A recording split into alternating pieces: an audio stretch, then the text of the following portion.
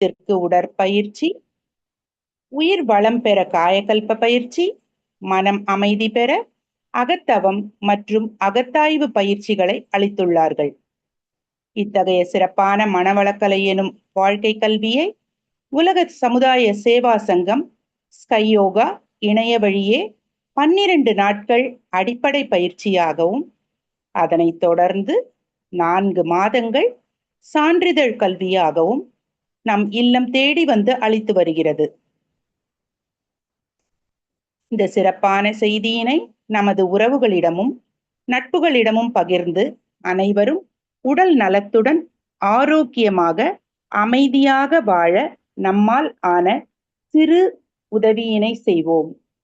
மகரிஷியின் கனவாம் உலக அமைதிக்கு நம்மால் இயன்ற சிறு தொண்டினை செய்து குருவின் கனவினை நனவாக்குவோம். மேலும் விவரங்களுக்கு kundaliniyoga.edu.in இணையதளத்திற்கு செல்லவும். வாழ்க வளமுடன். தவத்தினை தொடர்ந்து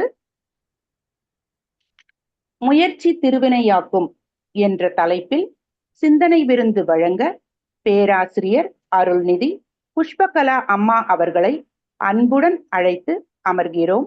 வாழ்க வளமுடன் அம்மா. வாழ்க வளமுடன் அம்மா. வாழ்க வையகம், வாழ்க வையகம், வாழ்க வளமுடன். குரு வாழ்க, குருவே துணை. என்னை இந்த உலகத்திற்கு கொடுத்த என் தாய் தந்தையரை வணங்குகிறேன். நமது குருபிரான் ஆசான் அருட்தந்தை வேதாத்ரி மகரிஷி அவர்களை வணங்குகிறேன். வாழ்க வளமுடன். இந்த இணையத்தில் இணைந்திருக்கும் வேதாத்ரிய குடும்ப உறுப்பினர்களுக்கு வணக்கங்களும் வாழ்த்துக்களும்.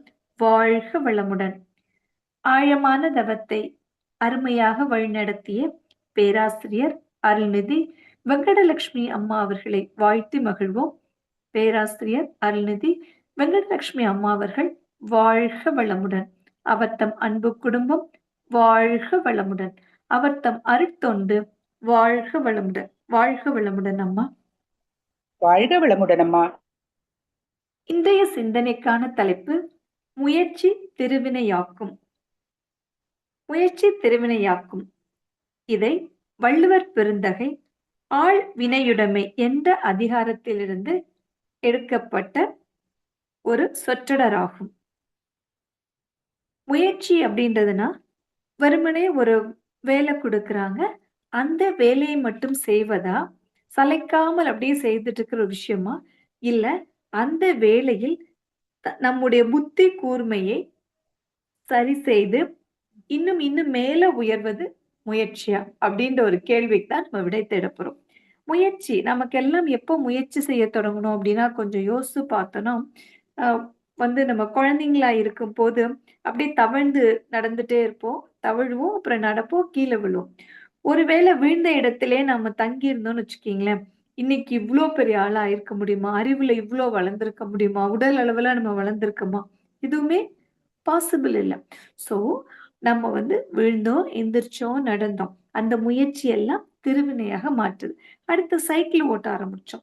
சைக்கிள் ஓட்ட ஆரம்பிக்கும் போது தெரியும் எத்தனை தடவை விழுந்திருப்போம், எத்தனை தடவை எந்திரிச்சிப்போம். அப்பவும் நம்ம என்ன பண்ணோம், ஒவ்வொரு தடவும் முயற்சி செய்து கொண்டே இருந்தோம். அப்போ இந்த முயற்சி சொல்லுவாங்க, முயற்சிகள் தவறலாம், முயற்சிக்க தவறக்கூடாது. இதை எப்படி புரிய வைக்கலாம்? முயற்சி பண்ணிட்டு இருக்கிறோம், அதுல மாற்றம் வரலாம், ஆனா எந்த காலத்திலயும் முயற்சிக்க தவறவே கூடாது. இந்த இளைஞர்கள் எல்லாம் நமக்கு தெரியும், அவங்க ரொம்ப வேகமான அசுர வளர்ச்சி அவங்க பண்றாங்க, நல்லா படிக்கிறாங்க, நிறைய மதிப்பெண்கள் எடுக்கிறாங்க, நல்ல நல்ல காலேஜ்ல ஜாயின் பண்றாங்க, நல்ல வேலை வாய்ப்பு அவங்களுக்கு கிடைக்கிறது. அந்த வேலை வாய்ப்புல அவங்களுக்கு தன்னை ரொம்ப ஹார்ட் ஒர்க் பண்ணிட்டு ப்ரொமோஷன் வேணும் அப்படின்னு நினைக்கிறாங்க. ஏதோ ஒரு காலகட்டத்துல அவங்களுக்கு அது கிடைக்கல, அவங்க நினைச்ச அந்த நிலையை அவங்களால அடைய முடியல அப்படின்னா அவங்களுக்குள்ளாக என்ன ஆகுதுன்னா ஒரு மன சோர்வு வந்துருது. சோ அவங்க என்ன நினைக்கிறாங்க, எப்போதுமே நம்ம என்ன முயற்சி பண்ணாலும் அதுல சக்சஸ ரீச் பண்ணணும் அப்படின்னு நினைக்கிறாங்க. அது சரியான ஒரு நோக்கு தான். ஆனா இதுல என்ன இதுக்குள்ள ஒரு முக்கியமான ஒரு சூட்சுமம் இருக்குது. என்ன சூட்சுமம்னா, வேரூன்றி வளராத மரம், நல்ல வேறு இல்லாத ஒரு மரமோ ஒரு செடியோ ரொம்ப வேகமா ஒரு காற்று வந்தா என்ன ஆயிடும் அப்படின்னா அது சரிந்து விடும். அது போலதான் இந்த காலத்து பசங்க என்ன பண்றாங்க, அவங்களுக்கு அவ்வளோ அறிவு இருந்த போதிலும் அவங்களுக்குள்ளாக கொஞ்சம் ஒரு படபடப்பு, அந்த மனம் வந்து ஒரு சமாதானமான ஒரு சீரான நிலையில இல்லாதனால என்ன நினைக்கிறாங்க அப்படின்னா, வேகமா நடக்கணும், வேகமா நடக்கணும், வேகமா நடக்கணும்ன்ற எண்ணம் வரும். நடக்காத டைம்ல என்ன நடக்குது? அவங்களுக்குள்ளாக ஒரு எதிர்மறை எண்ணம் வந்து விடுகிறது. த மொமெண்ட் நமக்கு எதிர்மறை எண்ணம் வந்துடுச்சு அப்படின்னா, அதுக்கு என்ன அதனோட பை ப்ராடக்ட்டா என்ன வந்துரும்? ஒரு கவலை வரும், ஒரு மன அழுத்தம் வரும். அப்போ இந்த மன அழுத்தம் வரும் பொழுது, இதுவரைக்கும் அவங்க முயற்சிய தவறுனவங்க என்ன பண்ணாங்கன்னா, முயற்சிக்கவே தவறி விட்டுட்டாங்க. இது ஒரு சரியான சூழலா அப்படின்னு கேட்டா எப்படி சரியாக முடியும்? முயற்சி செஞ்சுட்டு தானே இருக்கணும். இது எப்படி நம்ம வந்து ஒரு விவசாயி இருக்கிறாங்க. அவங்க டெய்லி அந்த வேலை முடிஞ்சு வீட்டுக்கு வந்துட்டு இருப்பாங்க. ஒரு நாள் ஒரு முட்டைய பார்க்குறாரு. அந்த முட்டைய எடுத்துக்கொண்டு தன்னோட வீட்ல இந்த கோழிலாம் அடக்காக்குற இடத்துல வச்சுட்டாங்க. கொஞ்ச நாள் கழிச்சு போகும்போது அந்த முட்டை உடைந்து கோழி குஞ்சுக்கெல்லாம் வந்துட்டே இருந்துச்சு. பட் இவரு எடுத்துட்டு வந்த அந்த முட்டைய உடைச்சு பார்க்கும்போது, அதுலேருந்து வந்தது வந்து ஒரு பருந்து வந்துச்சு. கழுகு வந்துச்சு. இந்த கோழிகளோடையே அது வளர்ந்துட்டு இருக்கு. இந்த கோழிகள் என்னெல்லாம் செய்தோ அதெல்லாம் செஞ்சுட்டு இருக்கு. இந்த கழுகு வந்து ஒரு நாள் பாக்குது. இதுக்கு சிமிலரா இருக்க அந்த கழுகுகள் எல்லாம் பறந்து போயிட்டே இருந்துச்சு. அப்போ இதுக்கு புரியுது. அப்பதான் புரியுது நம்ம இந்த கோழிகள்ல இருந்து வேறுபட்டிருக்கோம். ஆனா அந்த கழுகோட நம்ம வந்து ஒன்றுபட்டு இருக்கிறோம் அப்படின்றது தெரிஞ்சுச்சு. ஆனா அந்த கழுக பார்த்த உடனே இது இந்த குட்டி கழுகு என்ன பண்ணியிருக்கணும்? பறந்து செல்வதற்கு முயற்சி பண்ணியிருக்கணும். ஆனா அது முயற்சி பண்ணவே இல்ல. அது முயற்சி பண்ணாதனால என்ன நடந்துச்சு? கோழி கூடயே இருந்து கோழியாகவே வளர்ந்து, கோழியாகவே அதனோட எல்லா செயல்களும் தானும் செய்து அது ஒரு நாள் மறைந்தே விட்டது. சோ இது என்ன பண்ணிச்சுன்னா, நமக்கு முயற்சிக்க தவறிவிட்டது. இந்த முயற்சிக்க தவறக்கூடாது அப்படின்றதான் இன்றையோட இந்த சப்ஜெக்ட்டோட ஒரு டோட்டலான ஒரு விஷயமா இருக்கும். மனதால சோர்வு ஏற்படுது. நமக்கு ஏற்படும். நம்ம இளைஞர்கள் மட்டும் ஏன் சொல்றேன், நமக்குமே ஒரு சோர்வு ஏற்படும். இந்த சோர்வு ஏற்படும் பொழுது என்ன பண்ணும்? இந்த காலத்து ஓட்டத்தினால நாமும் ஓடிட்டே இருக்கோம். மனசும் தாறுமாறா ஓடிக்கிட்டே இருக்கிறோம். எல்லாரும் சொல்லுவாங்க, "you are the owner of your own book. You are the author of your own book" அப்படின்னு சொல்லுவாங்க. உங்களுடைய வாழ்க்கை புத்தகத்தோட உரிமையாளர் நீங்கள் மட்டுமே அப்படின்னு சொல்றாங்க. அ உண்மைதான். நம்மளுடைய புத்தகத்த நாம தான் எழுதப் போறோம். நாம தான் எழுதுறோமா அப்படின்னா, இதுக்கு பின்னாடி ஒரு விஷயம் இருக்குது. அந்த உண்மையான உரிமையாளர் யாரு அப்படின்னு நம்ம என்னைக்காவது யோசிச்சிருக்கோம். அந்த உரிமையாளர் யாரு அப்படின்னு பார்த்தோம்னா, அது நமக்குள்ளாக தோன்றும் அந்த எண்ணங்கள் தான். அந்த எண்ணங்கள் தான் நம்ம வந்து ஒரு சக்சஸ்ஃபுல் உரிமையாளராகவோ, இல்ல இன்னும் பெட்டர் சக்சஸா ஆகணும்ன்ற அந்த எண்ணத்த குடுக்குற ஒரு உரிமையாளராகவோ நம்மள மாற்றும். ஒரு நம்ம சிந்திக்க தொடங்கிட்டோம். இந்த எண்ணம், இந்த ஒரு கேள்வி நமக்குள்ள வருதுல்ல. நான் தான் என்னுடைய புத்தகத்துக்கு உரிமையாளரா? அப்படின்னு கேட்கும்பொழுது, நம்ம சிந்தனை ஆற்றல் வருகிறது. அந்த கழுகுக்கு சிந்தனை ஆற்றல் கிடையாது. ஆனா நமக்கு சிந்தனை ஆற்றல் வருது. இந்த சிந்தனை ஆற்றல் என்ன பெறுகிறது? ஒரு எண்ணம் வருது. நான் எண்றேன். அந்த எண்ணம் ஒரு உணர்வாக வெளிப்படுது. அந்த உணர்வுல என்னெல்லாம் இருக்கலாம்? ரொம்ப மகிழ்ச்சியான ஒரு ஒரு உணர்வா இருக்கலாம். வெற்றிய கொண்டாடுறத ஒரு உணர்வா இருக்கலாம். பிரமிப்பா இருக்கலாம். பயம் இருக்கலாம். கோபம் இருக்கலாம். வருத்தம் இருக்கலாம். பலவிதமான உணர்வுகள் வந்து நமக்குள்ள வந்துட்டே இருக்கு. இந்த ஒவ்வொரு உணர்வும் நமக்குள்ளாக ஒரு தாக்கத்தை ஏற்படுது.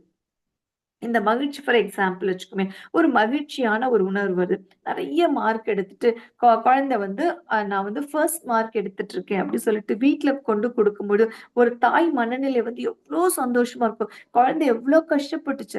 பகலா கஷ்டப்பட்டு படிச்சு அந்த முயற்சிக்கு வந்து அது ஒரு வெற்றி கிடைக்குதுன்னா, அந்த குழந்தை மட்டுமா அந்த வெற்றிய கொண்டாடுது. அத எடுத்து அந்த டீச்சர்ஸ் கொண்டாடுறாங்க. நமக்கு ஃபுல் சப்போர்ட் பண்ண பேரண்ட்ஸ் எல்லாம் கொண்டாடுறோம். இந்த மாதிரி சந்தோஷமான உணர்வுகள் நமக்குள்ள வரும்பொழுது என்ன நடக்குது? நம்மளோட பாடி குறிப்பிட்ட ரசாயன மாற்றங்கள் சில என்ன சொல்றது? கெமிக்கல் ரியாக்ஷன் பாடிக்குள்ள நடக்குது. டோபமைன் நடக்குது, ஆக்ஸிடாக்சின் நடக்குது, செரோட்டோனின் இந்த ஹார்மோன் எல்லாம் நமக்குள்ளாகவே சுரந்து கொண்டிருக்கு. அதிகப்படியதுல ஹாப்பி ஹார்மோனா இருக்கு. ஒருவேளை அந்த குழந்தை அவ்ளோ கஷ்டப்பட்டு அது சரியான மதிப்பெண்கள் எடுக்கல அது ஒரு வருத்தமான முகத்தோட நம்ம வீட்டுக்கு வரும்பொழுது, தாயாக இருக்கிறவங்களுக்கு என்ன தோணுது அப்படின்னா, அவங்களுக்கும் ஒரு வருத்தம் வருகிறது. அந்த நேரத்துல கார்ட்டிசால் அப்படின்ற ஒரு ஹார்மோன் நமக்குள்ளாக சுரக்குது. சோ நம்மளோட எண்ணம் என்னவா இருக்கு? குழந்தை நல்லா படிக்குது, நெறைய மார்க் வரும். இந்த 2க்கும் இருக்கிற ஒரு இடப்பட்ட விஷயத்துல ஏதோ ஒரு விஷயம். படிக்கிற எல்லாரும் நிறைய மார்க் எடுக்கிறாங்களா அப்படின்னா சொல்ல முடியாது. சில நேரங்கள்ல ஒரு மாற்றங்கள் நடக்குது. இப்ப மாணவர்களாகட்டும், சயின்டிஸ்ட் ஆகட்டும், பெரிய பெரிய வெற்றியாளர்களிடம் கேட்கப்பட்ட ஒரு சைக்காலஜிக்கல் கொஸ்டின் இது. நீங்க வெற்றி அடையணும்னா என்ன பண்ணணும் அப்படின்னா, அதுக்கு அவங்க சொல்றாங்க, ஒரு செயலை நான் 10,000 முறை செய்வேன். 10,000 முறை செய்ய செய்ய பிராக்டிஸ்ல மட்டும் தான் அந்த வெற்றியை என்னால் ரீச் பண்ண முடியும் அப்படி சொன்னாங்க. பல நேரங்கள்ல இந்த வெற்றியாளர்கள் வந்து சூழ்நிலை காரணமா ஷைன் பண்ண முடியாமலே போகுதே. அதுக்கு என்ன காரணம் அப்படின்னு நான் பார்த்தேன்னா, அவங்க வந்து என்ன புரிஞ்சுக்கணும்னா, ஏதோ நடந்து விடுமோ அப்படின்ட்டு ஒரு நெகட்டிவ் தாட் தனக்குள்ளேயே போட்டுக்கிறாங்க. இது நடந்து விடுமோ அப்படின்னு நம்ம பயப்படுறத விட்டுட்டு, நம்ம முயற்சி செஞ்சுட்டோம்னா, என்ன ஒரு நியூட்ரல் மைண்ட் செட்ல நம்ம என்ன நினைப்போம்? எழுந்தால் வெற்றி அடைஞ்சிருக்கோம். விழுந்தால் அத வந்து ஒரு லெசனா, ஒரு அனுபவமா நம்ம ஏன் எடுத்துக்க கூடாது? அப்படின்ற ஒரு எண்ணம் வந்துருது. இந்த 2க்கும் நடைப்பட்ட ஒரு நடுவாக இருந்த அந்த ஜர்னிய நம்ம எப்ப ஸ்டார்ட் பண்ணோம்? இந்த நம்ம முயற்சியும் திருவினை ஆக்கும்னா, நமக்குள்ளாக சமநிலையில நம்ம எப்படி வரணும்ன்றத எப்படி புரிஞ்சுக்கிறோம்? மனவளக்கலைக்கு நம்ம எல்லாரும் வந்தோம். முதல் நாள்ல வந்து நமக்கு எக்சர்சைஸ் சொல்லிக் குடுத்திருப்பாங்க. எல்லாருக்கும் ஞாபகம் இருக்கும். அப்படிதானே? எக்சர்சைஸ் சொல்லிக் குடுக்கும்போது, உங்களால ஞாபகப்படுத்த முடியுதா? எத்தன பேரால முதல் நாளேயே வஜ்ராசனத்துல உட்கார முடிஞ்சது? எத்தன பேரால அந்த முதல் பயிற்சி சொல்லிக் குடுக்கும் மகாராசனம் சொல்லிக் குடுக்கும்போது, அந்த 2ஆம் நிலை பயிற்சிய செஞ்சு கொடுக்க முடிஞ்சது அப்படின்னா, அ எல்லார்ட்டும் முடிஞ்சுதான்றது ஒரு கேள்விதானே! அப்போ எத்தனையோ மக்கள் இந்த உலகத்துல இருக்கிறாங்க. அதுல ஒரு குறிப்பிட்ட பேர் தான் இந்த யோகா கத்துக்கணும்னு நெனைக்கிறாங்க. அந்த யோகா கத்துக்கணும்னு நெனைக்கிறவங்கள ரொம்ப கொஞ்சம் பேர் தான் என்ன பண்றாங்க? மனவளக்கலைக்குள்ள வந்தாங்க. மனவளக்கலைக்குள்ள வந்தபோதும் எக்ஸர்சைஸ் நமக்கு சொல்லிக் குடுத்த பொழுது, நம்மளால உடனே செய்ய முடியல. ஆனா, அது உடனே அடுத்தடுத்த நாட்கள் அந்த பயிற்சி மூலம் நம்ம சக்சஸ ரீச் பண்ணல. அதுக்கு என்ன காரணமா இருக்குது அப்டின்னா, மகானோட வரிகள பார்ப்போம். "எண்ணத்தின் சக்தி இயல்பு அறிந்திடில் எண்ணம் பிறக்கும் இடமும் விளங்கும்." எண்ணம் எல்லாருக்கும் இயல்பாக வந்து கொண்டே இருக்கும். ஆனா இந்த சக்தி அப்படின்னு சொல்றாங்கல்ல, எண்ணத்தில் ஆற்றலும் அறிந்து விட்டா, என்னால வஜ்ராசனத்துல உட்கார முடியும். இன்னைக்கு முடியாம இருக்கலாம். இன்று 1 நாள்ல, 2 நாள்ல, 1 மாதத்துல தொடர் பயிற்சி நான் செய்றது மூலமா உட்கார முடியும் அப்படின்ற நமக்குள்ளாக அந்த ஆற்றலை நாம் உணர வேண்டும்.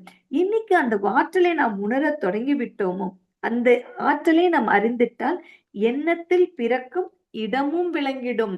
ஓஹோ! நான் எண்ணத்த சரி பண்ணிட்டேன்னா, அந்த எண்ணத்துல இருந்து எனக்கு ஆற்றல் கிடைக்கும். அந்த ஆற்றலை வைத்து நான் வெற்றி அடைய முடியும். கத்துக்கிட்டோம். எக்ஸர்சைஸ் கத்துக்கிட்டோம். அடுத்ததாக மெடிடேஷன் சொல்லிக் குடுத்தாங்க நமக்கு.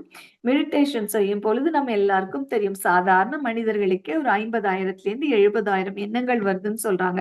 அப்போ கண்ண மூடுனா அந்த எண்ணங்கள் வருது அப்படின்னு நம்ம நினைப்போம். ஆக்சுவலா நமக்கு எண்ணங்கள் ஓடிட்டே தான் இருக்குது. பட் கண்ண மூடும் பொழுது எண்ணங்கள் நம்மள டாமினேட் பண்ணிட்டு, நாம் எண்ணங்கள வந்து நாம் வந்து எண்ணங்களுக்கு அடிமையாறோம். இத மாத்தி நமக்கு சிந்திக்கும் ஆற்றல் வந்தவுடனே என்ன தொடங்கணும் அப்படின்னா, எண்ணங்களை நமக்குள்ளாக கொண்டு வந்து அதை படிப்படியாக நம்ம சரி செய்ய வேண்டும். இது என்னால சிந்தனை ஆற்றல் வந்துடுச்சு. இதனால என்னால பல எண்ணங்கள் மூலமாக இதை சரி செய்யலாம் அப்படின்னு நம்ம நினைக்கலாம். ஆ திருவள்ளுவர் இதோ ஒரு விஷயத்துல சொல்றாரு. "தெய்வத்தால் ஆகாதெனினும் முயற்சிதன் மெய் வருத்த கூலி தரும்." மெய் வருத்தணும். ஆனால் நம்முடைய பயிற்சியில ஏதாவது ஒரு பயிற்சி மெய் வருத்துறோமா நம்ம? அப்படியெல்லாம் அதனால தான் இதற்கு எளிய முறை உடற்பயிற்சி சொல்லியிருக்காங்க. ரொம்ப ஈஸியா செய்றோம். சில நேரங்கள்ல ரொம்ப கம்மியான நேரங்கள்ல வஜ்ராசனம் மட்டும் தான் நம்ம கஷ்டப்படும். அது 1 வீக் ஆனோனே அதுவும் பழகிடும். சோ நம்ம மெய்யே வருத்தாம, ஆனா நமக்கு கிடைக்கிற கூலி என்ன? உடல்ல முதல்ல உடல நல்லா சரி செய்றோம். அந்த நெறைய பேர் வந்து மனவளக்கலைக்கு வர்றவங்கலாம் என்ன அநேக அன்பர்கள் சொல்லுவாங்க, "உடல்ல வந்து ஏதோ ஒரு ப்ராப்ளம் இருக்கு. அத சரி பண்ண தான் நம்ம வந்திருக்கிறோம்." அப்படின்னு சொல்லுவாங்க. சோ உடல் சரியான அப்புறம், இந்த உடல் சரியாயிடுச்சு. சைக்கோசோமேட்டிக் டிஸார்டர்ன்னு சொல்லுவாங்க. அதுல மனிதர்களுக்கு வந்து 90% நோய் எப்படி வருது அப்படின்னு பார்த்தோம்னா, மனதளவுல அவங்க கவலைப்படுறனால தான் வருது. அக்குமுலேட்டட் எமோஷன் சொல்லுவாங்க. அவங்களோட எரிச்சல், கோபம், வெறுப்பு இதெல்லாம் அவங்க வந்து ஸ்டோர் பண்ணி வச்சு, அவங்களால அத வெளிப்படுத்த முடியாத முடியாத அந்த சூழ்நிலை வரும் பொழுது அது நம்ம உடம்புல எல்லா இடத்துலயும் பாதிப்பை ஏற்படுத்தி விடுகிறது. சோ இந்த உடற்பயிற்சியை நம்ம தவமா செய்யும் பொழுது நமக்கு ஒரு சேஞ்ச் வருது அப்படின்னா அடுத்ததாக நமக்கு தவம் கொடுக்குறாங்க. தவம் கொடுக்கும் பொழுது குருவோட ஆற்றல் நம்மோட ஆற்றலோடு சேரும் பொழுது அந்த அந்த அந்த நிமிஷத்தை உங்களால ரீகால் பண்ண முடியுதா நினைச்சு பாருங்க. அப்படி ஒரு பிளிஸ்ஃபுல் ஸ்டேட், பேரானந்த நிலையை நம்ம அடைய தொடங்குறோம். அந்த நிலையோடு நம்ம இணைந்து நம்ம அப்படியே தவம் செய்ய செய்ய செய்ய செய்ய நமக்குள்ளாக ஒரு விழிப்புணர்வு வருது. அப்ப நம்ம ரொம்ப ஈஸியா ஒரு விஷயத்த என்ன புரிஞ்சுக்கிறோம் அப்படின்னா, நம்மால் எதுவுமே மாற்ற முடியாது, முயற்சி செய்துட்டே இருக்கணும். எண்ணம் வந்து சொல்லாக மாறுகிறது, சொல் செயலாக மாறுகிறது. அந்த செயலுக்கு ஒரு விளைவு கிடைக்குதுல, அந்த விளைவு என்ன? இறை நீதியோட விளைவு. சோ நாம் வந்து எண்ணத்தையும் செயலையும் சரியாக வைத்துட்டோம் அப்படின்னா பார்த்தோன்னா நம்மளுடைய எல்லா முயற்சியும் அந்த திருவினையாக்கும் அந்த இறைநீதி சரியாக செஞ்சுட்டு இருக்கும். சிலர் வாழ்க்கையில ரொம்ப நல்ல விஷயங்கள் நடந்துட்டே இருக்கும். அப்போனா அதனோட அர்த்தம் என்ன அப்படின்னு பார்த்தோன்னா, அவங்க நல்ல செயல்களை செஞ்சுட்டு இருக்கிறாங்க, அதனோட பலன்களை அனுபவிச்சுட்டு இருக்காங்க. சில வாழ்க்கையில சில சிக்கல்கள் ஏற்படும். அந்த சிக்கல்களை தவிர்க்க முடியாம அதை எப்படி சரி பண்ணலாம், இதுக்கு என்ன சொல்யூஷன் எடுக்கணும் அப்படின்னு அவங்க யோசிக்கும் போது என்னன்னா, இந்த சிக்கல்களுக்கு காரணமா இருக்கிறது அந்த எண்ணம். அந்த முடிச்ச நம்ம அவுத்து விட்டுட்டோம் அப்படின்னு பார்த்தோம்னா, அதை சரியா நம்ம புரிஞ்சுட்டோம் அப்படின்னா நம்மளுடைய செயல்களை வந்து வெற்றி கிடைப்பதை வந்து யாராலும் தடுக்கவே முடியாது. இந்த மெய் வருத்த கூலி தரும். நம்ம சுற்றி இருக்கும் நண்பர்கள், நமக்கு தெரிஞ்சவங்க நிறைய பேரோட விஷயங்களை கேள்விப்பட்டிருப்போம். முடியவே முடியாது அப்படின்ற ஒரு விஷயங்கள் கூட ஒரு மிராக்குலஸா அவங்களுக்கு நடக்குது. அப்படிப்பட்ட ஒரு மிராக்குலஸான ஒரு விஷயம் தான் இப்போ ஷேர் பண்ண போறேன். நிக் அப்படின்றவர் வந்து ஒரு அன்பர். 1983ஆம் ஆண்டு வந்து அவர் மெல்போர்ன்ல பிறக்கிறாரு. அந்த குழந்தைக்கு வந்து பிறக்கும் பொழுது ஃபோகோமேலியா அப்படின்னு ஒரு டிஸார்டர். அதாவது கை கால்கள் இல்லாத ஒரு குழந்தையா அந்த குழந்தை பிறந்துச்சு. ஆரம்ப காலகட்டங்கள்ல அவங்க பெற்றோர்கள் கூட எப்படி இந்த குழந்தைய வளர்க்க போறோம்னு ஒரு வருத்தமும், ஒரு என்ன ஒரு கைண்ட் ஆஃப் ஒரு எரிச்சலுமா தான் அவங்க இருந்திருக்கிறாங்க. ஆனா ஒரு காலம் கடந்த பின்பு அந்த குழந்தைக்கு என்ன புரிஞ்சுது அப்படின்னா, இயற்கை எனக்கு இதுதான் குடுத்திருக்கு. இத வச்சு என்னோட லைஃப்ல நான் எப்படி சக்சஸ் ஆகலாம்னு சொல்லிட்டு நல்லா படிக்க கத்துக்கிட்டு அந்த குழந்தை வந்து நல்லா படிக்க ஆரம்பிச்சாங்களாம். அடுத்து 2வதாக நல்ல ஸ்விம்மிங் கத்துக்கிட்டே இருந்தாங்களாம். தன்னுடைய 17வது வயதுல என்ன பண்ணாங்கன்னா, ஒரு மோட்டிவேஷனல் ஸ்பீக்கரா மாறுனாங்க. எப்படி மோட்டிவேஷன்? கா காலம் உங்களுக்கு என்ன வேணா கொடுத்திருந்திருக்கலாம். ஆனா, நீங்க முயற்சி செய்து, செய்து, செய்து அந்த காலத்தை உங்கள் வசமாக்கலாம் அப்படின்றது அதனோட ஒரு ஸ்லோகனா அந்த பையன் வந்து அத ஸ்லோகனா வச்சிருந்தாங்க. ஒரு நாள் இன்டர்வியூல விட்டாரு. கேள்வி கேட்டாங்களாம், நீங்க இவ்ளோ சக்சஸிவா ஆறதுக்கு என்ன காரணமா இருக்குது அப்படின்னு சொன்னப்போ அவர் சொன்னாராம், என்னோட பேரண்ட்ஸ் வந்து ரொம்ப மிகப்பெரிய காரணமா இருந்தாங்க. எனக்குள்ள ஒரு டிஸார்டர் சரியே செய்ய முடியும். டிசீஸ் சரி பண்ணிடலாம். டிஸார்டர் சரி பண்ண முடியும். இந்த டிஸார்டர் வந்துடுச்சு அப்படின்னா, இத நான் புரிஞ்சுட்டு இதுல இருந்து நான் கத்துக்கிட்ட பெரிய விஷயம் என்ன பார்த்தா, என்னுடைய மனதுல எந்த குறையும் இல்ல. உடல் ஊனம் அப்படின்றது வந்து இயற்கையா எனக்கு கிடைச்ச ஒரு விஷயம். இந்த குறைய என்னோட மனதுல நான் வைக்காம, என்னுடைய திறமைகளை வந்து நான் தேடி தேடி கண்டுபிடிச்சேன். அந்த தேடி தேடி கண்டுபிடிக்கும் பொழுது, நான் எழுத முயற்சி பண்ணேன். நான் வந்து ஸ்விம்மிங் கத்துக்க முயற்சி பண்ணேன். நான் பேசி இது எல்லாத்தையும் தாண்டி எனக்கு இந்த ஒரு வாழ்க்கை கொடுத்த அந்த இறைவனுக்கு நன்றி சொல்ல நான் முயற்சி பண்ணேன். அப்படி நான் முயற்சி பண்ண பண்ண எனக்கு என்ன ஆச்சுன்னா, என்னுடைய வாழ்க்கையின் கதவுகள் படிப்படியாக திறக்க ஆரம்பிச்சது. இன்று அந்த இளைஞன் வந்து 70 நாடுகளுக்கு மேலாக சென்று அவர் சொல்ற ஒரே ஸ்லோகன் என்ன அப்படின்னு பார்த்தோன்னா, முயற்சி திருவினையாகும். நீங்க முயற்சி செய்துட்டே இருந்தா அந்த முயற்சி ஒரு நாள் உங்களுக்கு நல்லதே செய்யும். நான் மகானை எடுத்துக்குமே. மகான் இந்த முயற்சி திருவினையாக்கும் அப்படின்றத என்ன வார்த்தைகளை சொல்லியிருக்காங்க அப்படின்னா, செயலிலே மெய்ப்பொருள், செயல்களிலே விளைவாக சீவத்தின் செய்கை சிறந்து விளங்கும். உண்மை தேர்ந்து கொண்டால் செயல்களெல்லாம் நலம் விளைவிக்கும்வாறே செய்வோம். சிவனை நேராய் அறியும் சிறப்பு இதே. அதாவது விடாமுயற்சி விஸ்வரூப வெற்றி நாம எல்லாரும் கேள்விப்பட்டிருக்கோம். நல்ல செயல்களுக்கு நாம் வந்து முயற்சி செய்யும் பொழுது, முயற்சி அப்படின்றது வந்து ஒரு ஒரு நாளும் நம்ம செஞ்சுட்டே இருக்க வேண்டிய விஷயம். அவரவர் வழியில் அவரோட வழியில் வந்த நாமும் அந்த முயற்சி நம்ம செய்து கொண்டே இருக்கும் பொழுது அந்த முயற்சியினோட விளைவா என்ன இருந்தது? எந்த ஒரு செயலுக்கும் ஒரு விளைவு. அந்த விளைவு இறைநீதி அப்படின்னு நம்ம தெரிஞ்சுக்கிட்டோம் அப்படின்னா, நம்ம என்ன பண்ணோம், நன்மையே விளைவிக்கும் செயலை செய்ய வேண்டும். இன்னைக்கு நாம் எல்லாருக்கும் தெரியும், இந்த உலகம் வந்து எந்த மாரி ஒரு சூழ்நிலையில இருக்கு. எல்லாரும் செய்றது ஒரு முயற்சி தானே! ஆனா, நல்ல எண்ணத்தோட செய்யும் இல் அந்த ஒரு செயல் செஞ்சிருக்காங்கல்ல, ஒரு ஒரு குறிப்பிட்ட தேசம். அந்த செயலோட விளைவு பார்த்தன்னா, இந்த உலகமே இன்னைக்கு வந்து ஒரு பாதிப்புல இருக்கு. நம்ம சமையல் பண்ற அந்த சமையல் அறையிலிருந்து, நம்ம வாழும் வாழ்க்கை வரைக்கும் எல்லா நாடுகளையும் ஒரு பாதிப்ப அது குடுக்குது அப்படின்னா, அந்த முயற்சி வந்து சரியான முயற்சியாம். இந்த சரியான முயற்சி, சரியில்லாத முயற்சி அப்படின்றத புரியறதுக்கு நம்ம வந்து விழிப்பு நிலையில வரணும். இந்த விழிப்பு நிலை அதாவது மகான் சொல்லுவாங்க, கான்ஸ்டன்ட் அவேர்னஸ் அப்படின்னு அயரா விழிப்பு நிலையில இருக்கணும் அப்படின்னா, அதுக்கு நமக்கு முழுவதுமாக உற்ற துணையாக இருப்பது தவம் தான். காலையில ஒரு ஸ்டேட் ஆஃப் மைண்ட்ல இருப்போம். முழிச்ச உடனே அப்படியே ஒரு ரெசல்யூஷனோட நம்மலாம் எந்திரிப்போம். இந்தந்த வேலைகள செய்யணும். நைட்டு நான் தூங்குறதுக்குள்ள இதெல்லாம் நம்ம செய்யணும் அப்படின்னு நினைப்போம். ஆனா, நம்மால சில நேரங்களில் அத செய்ய முடியாம போகலாம். இதுக்கு என்ன காரணமாக இருக்க முடியும்? நம்ம செய்யணும்னு நெனைக்கிறோம். ஆனா செய்ய முடியாம போகிறது. நமக்குள்ளாக இருக்கும் அந்த உயிர் ஆற்றலோட திணிவு குறைய குறைய எல்லாருமே மார்னிங் ரொம்ப ஃப்ரெஷ்ஷா முழிச்சுட்டு, ஈவினிங் ஒரு 5 மணி, 6 மணி ஆகும் பொழுது நம்ம ரொம்ப டயர்டா ஃபீல் பண்றோம். அப்போ அந்த உயிர் ஆற்றலோட அளவு வந்து நமக்குள்ளாக குறைந்து விட்டது. இந்த உயிர் ஆற்றல நம்ம சரி பண்ணணும் அப்டின்னா, எக்சர்சைஸ் மார்னிங் பண்றோம். ஒரு டைம் நம்ம எக்சர்சைஸ் பண்றோம். நான் 3 முறை காயகல்பம் செய்றோம். மார்னிங் பண்றோம், ஈவினிங் பண்றோம், நைட்டு தூங்கும்போது நம் உண்ண உணவு 2 மணி நேரம், 3 மணி நேரம் கேப் இருந்தா மட்டும் நம்ம இரவு காயகல்பம் செய்றோம். இந்த உயிராற்றலோட திரிவு குறைய குறைய என்ன பண்ணா, நம்மளுடைய முயற்சியோட அளவும் குறைந்து கொண்டே இருக்கும். அப்ப நம்ம என்ன பண்ணணும் அப்டின்னா, அந்த மாரி ஒரு சூழ்நிலை வரும்பொழுது, நாம் அமைதியாக உட்கார்ந்து நமக்குள்ளான ஸ்ட்ராங்கான சங்கல்பத்த போட்டுக்கிட்டே இருக்கணும். நம்மலாம் இன்னைக்கு ரொம்ப ஈஸியா நம்ம மகான் சொன்ன சங்கல்பத்த நம்ம சொல்றோம் அப்படிதானே. மகான் எந்த காலகட்டத்துல வந்து இந்த சங்கல்பம் வந்து அ நமக்குள்ளா குடுத்தாங்க. 2 ஒழுக்க பண்பாடு குடுத்தாங்க. அருள் காப்பு குடுத்தாங்க. எல்லா சங்கல்பமும் நமக்குள்ளா குடுத்தாங்க. அப்படி எந்த ஒரு சூழ்நிலை நமக்கு குடுத்தாங்க. மகான் நினைச்சிருந்தா, அவங்க எவ்வளவோ பொருளாதார துறையில முன்னேறிட்டு, அதுல போயிட்டே இருந்திருக்கலாம். அந்த பொருளாதாரத்திலயும் உங்களுக்கு ஒரு காலத்துல பிரச்சனை வந்துச்சு. ஆனா, ஒரு நாள் கூட அவங்க வந்து விடாம முயற்சி செஞ்சுட்டு இருந்தாங்க.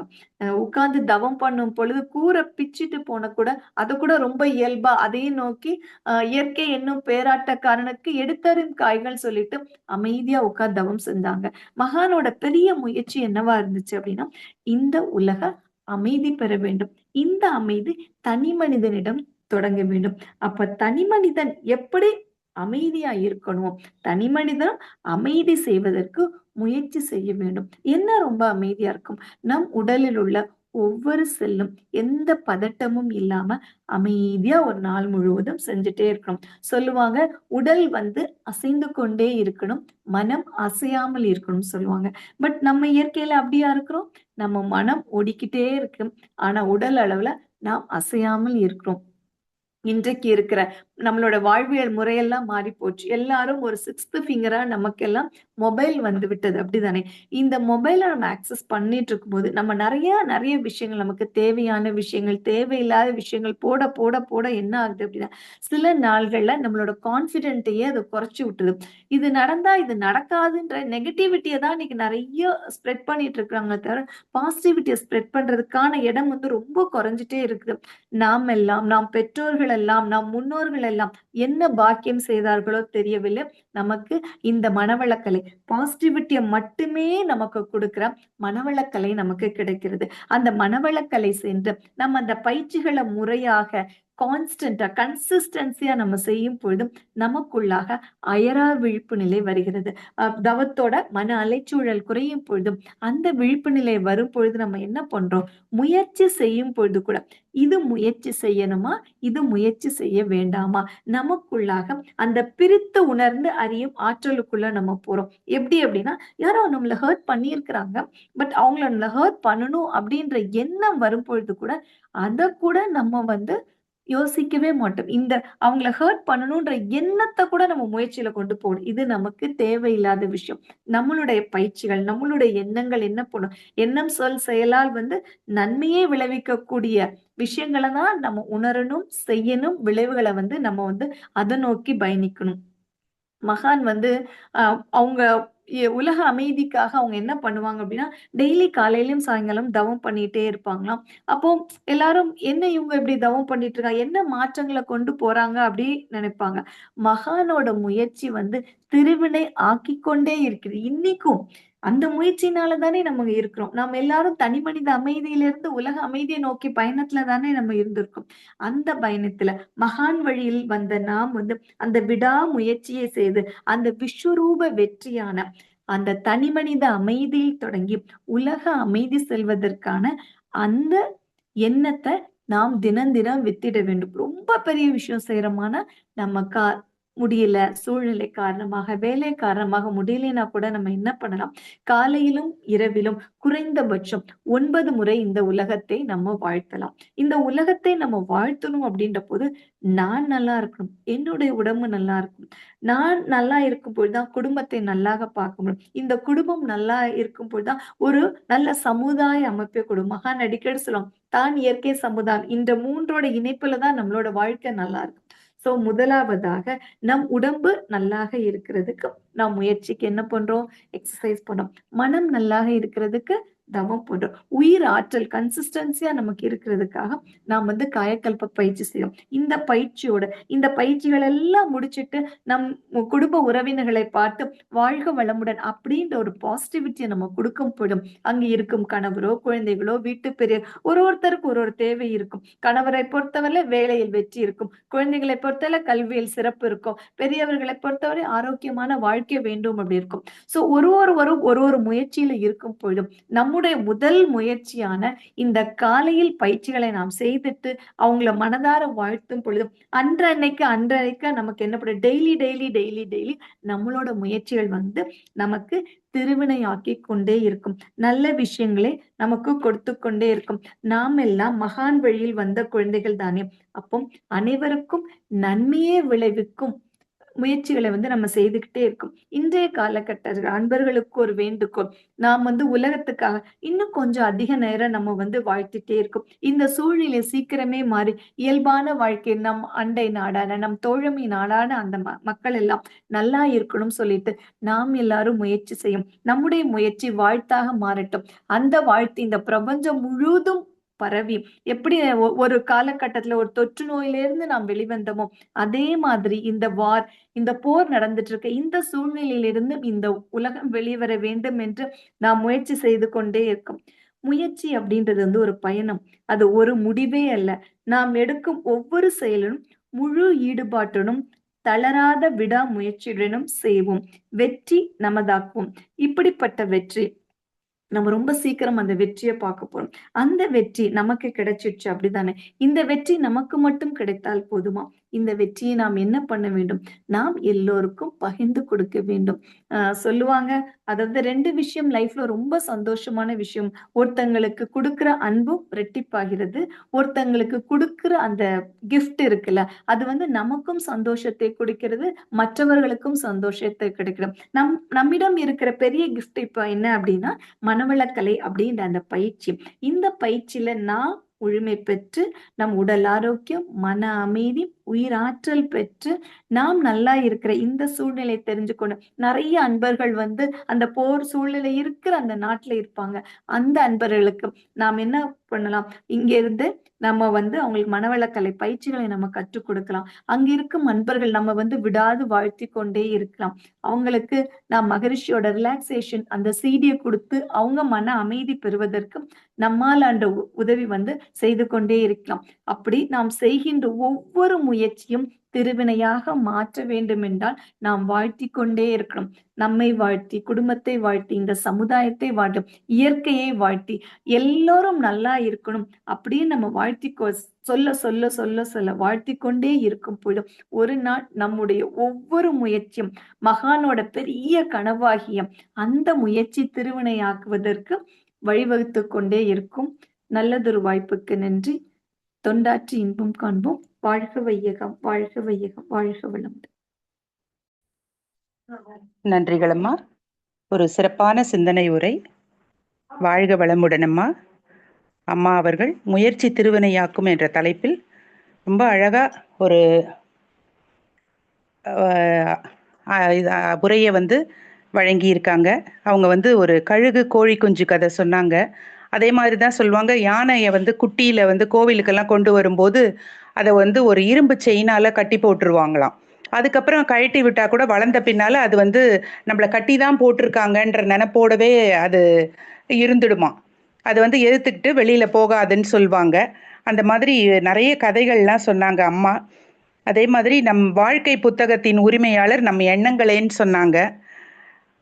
ரொம்ப அருமையாக இருந்தது. அவங்க திருவள்ளுவரில் தொடங்கி நம்ம மகரிஷி, அப்புறம் ஒரு மாற்றுத்திறனாளி குழந்தை 1983 பிறந்தாரு. அவர் இப்போ நிறைய மோட்டிவேஷ்னல் ஸ்பீச்சஸ் கொடுத்துக்கிட்டு வராருன்னு அது நிறைய யூடியூப்லலாம் நம்ம பார்த்துருப்போம். அதை நினைவு கூர்ந்தாங்க அம்மா. ரொம்ப அருமையாக இருந்ததுங்கம்மா. அதே மாதிரி அம்மா கடைசியாக ஒரு வேண்டுகோள் வச்சுருக்காங்க. உலகத்தை வாழ்த்திக்கிட்டே இருந்தால் இந்த பதட்ட நிலை சரியா போயிடும் கூடிய விரைவில். நம்ம மகரிஷி கண்ட கனவாம் உலக அமைதி சீக்கிரம் வரும்ன்றத சொல்லியிருக்காங்க. வாஸ்தவம் தாங்கம்மா. அதை நம்ம எல்லாருமே முயற்சி பண்ணணும். அதுவும் இல்லாமல் நைட்டில் நம்ம படுத்த பின்னால் கொஞ்சம் நாளை கழித்து தான் கண்டிப்பாக தூங்குவோம். அப்போ நம்மளோட மனம் நுண்ணிய அலை இயக்கத்துக்கு வரும். அந்த சமயத்தில் உலகத்தையும் இப்போ பார்த்தீங்களா, இன்னொரு பிரச்சனை இந்த பெண் குழந்தைகள், அவங்களையும் நம்ம வாழ்த்திக்கிட்டே இருக்கும்போது எல்லாமே சரியாகி உலகம் ஒரு இயல்பு நிலைக்கு பழைய காலத்தில் எவ்வளோ நல்லா வாழ்ந்தாங்களோ அந்த மாதிரி இப்போவும் நம்ம வாழறதுக்கு வசதியாக இருக்கும். செல்ஃபோனை பற்றியெல்லாம் சொன்னாங்க, அவங்க யூஸ் பண்ணுறதை பற்றி சொன்னாங்க. அதே மாதிரி இந்த சைக்கிள் கற்றுக்கிறதுக்கு விழுந்து அதுக்கப்புறம் தான் முயற்சி பண்ணுறோன்னு சொன்னாங்க. அது முயற்சி பண்ண தான் அடுத்த நிலைக்கு நம்ம போகிறோம். ரொம்ப அருமையாக இருந்ததுங்கம்மா உங்களோட உரை. வாழ்க வளமுடனம்மா. அம்மா அவர்களை வாழ்த்தி விடுவோம். பேராசிரியர் அருள்நிதி புஷ்பகலா அம்மா அவர்கள் அவர் தம் அன்பு குடும்பமும் அருட்பேராற்றல் கருணையினால் உடல் நலம், நீளாயுள், நிறை செல்வம், உயர் புகழ், மெய்ஞானம் ஓங்கி வாழ்க வளமுடன், வாழ்க வளமுடன், வாழ்க வளமுடன் அம்மா. ஸ்கை ஆன்லைன் மெடிடேஷன் தினசரி நிகழ்வுகள்